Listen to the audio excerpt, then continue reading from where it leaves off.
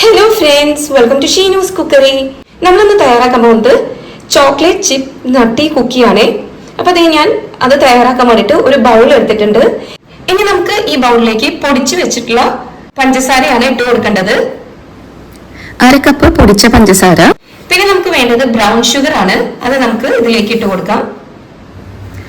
1/4 cup brown sugar ആണ് ഞാൻ എടുത്തത്. അടുത്തതായി നമുക്ക് 100 grams ബട്ടർ ഇതിലേക്ക് ആഡ് ചെയ്ത് കൊടുക്കാം.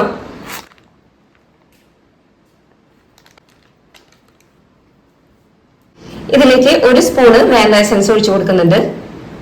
നമുക്കിനി ഒരു ഇലക്ട്രിക് ബീറ്റർ വെച്ചിട്ട് ഇത് നന്നായിട്ട് മിക്സ് ചെയ്ത് കൊടുക്കാം കേട്ടോ.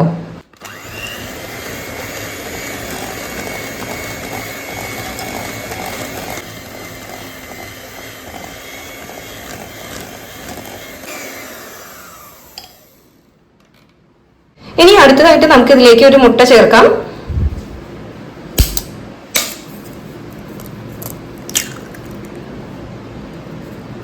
നമുക്കിത് ബീറ്റ് ചെയ്യാം.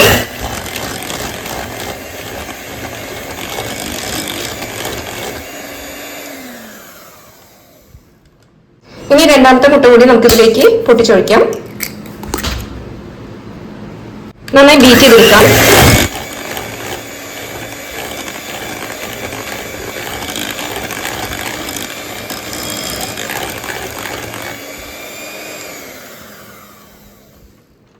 ഇനി നമുക്ക് ഇതിലേക്ക് ഡ്രൈ ഇൻഗ്രീഡിയൻസ് ഇട്ട് കൊടുക്കാമേ.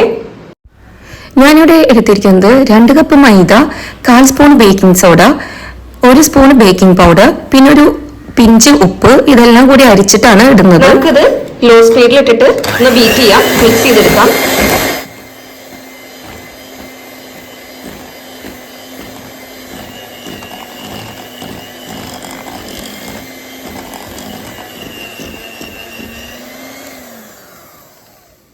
അടുത്തതായി ഞാൻ ചേർക്കുന്നത് ഒരു 1/4 കപ്പ് കോമ്പൗണ്ട് ചോക്ലേറ്റ് ആണ്.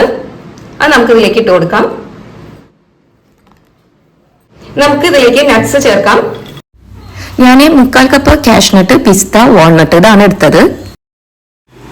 പിന്നെ ഞാൻ എടുക്കുന്നത് 1/4 കപ്പ് ചോക്ലേറ്റ് ചിപ്സ് ആണ്. അത് നമുക്ക് ഇതിലേക്ക് ഇട്ട് കൊടുക്കാം. ഇനി ഇതിന്റെ മുകളിലേക്ക് ഒരു 1/4 കപ്പ് മൈദ കൂടി ഞാൻ ഇട്ട് കൊടുക്കുന്നുണ്ട്. നമുക്കിത് എല്ലാം കൂടി ഒന്ന് യോജിപ്പിച്ചു കൊടുക്കാം.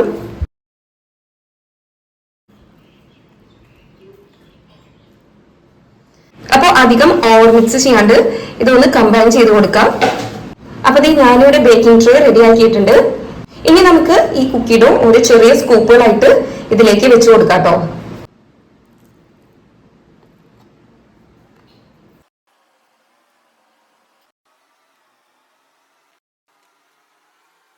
അപ്പൊ നമുക്ക് ഇതിന്റെ മുകളിലേക്ക് കുറച്ചുകൂടി ചോക്ലേറ്റ് ചിപ്സ് ഇട്ട് കൊടുക്കാം.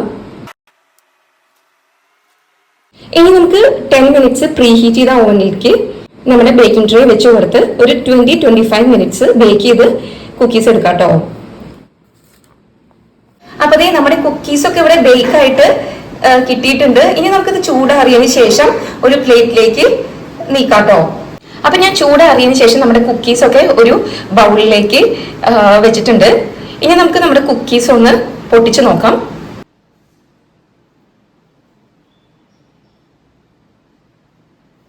അപ്പൊ നമ്മുടെ കുക്കീസിന്റെ ഉള്ളിൽ നട്ട്സും ചോക്ലേറ്റും എല്ലാം ഉണ്ട് കേട്ടോ.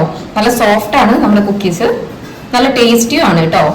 അപ്പോൾ ഇന്നത്തെ നമ്മുടെ ഈ റെസിപ്പി നിങ്ങൾക്ക് ഇഷ്ടപ്പെട്ടുവെങ്കിൽ തീർച്ചയായും നിങ്ങളെല്ലാവരും വീട്ടിൽ തയ്യാറാക്കി നോക്കി ഫീഡ്ബാക്ക് അറിയിക്കണം കേട്ടോ.